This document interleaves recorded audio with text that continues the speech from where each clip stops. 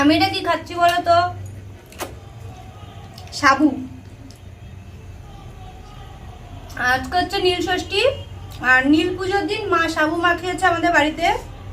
আমি যদিও নীলের উপোস করি না, মা আর কোয়েল করে, কোয়েল তো আর এবছর করেনি, মা একাই করেছে। আর মায়ের দয়াতে আমরা একটু সাবু মাখা খেতে পাচ্ছি।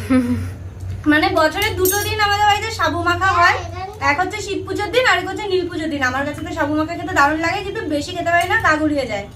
তো তোমরা কারা সাবু মাখা খেতে পছন্দ করো অবশ্যই কমেন্ট করে বলো। আর আমি তো নীল পুজোর উপোস করি না, আমার মতো কারা কারা নীল পুজোর উপোস করো না অবশ্যই কমেন্ট করো। আর যারা নীল পুজোর উপোস করেছো আজকে, তারাও আমাকে জানিও। আর কারা কারা আজকে সাবু মাখা খেলে।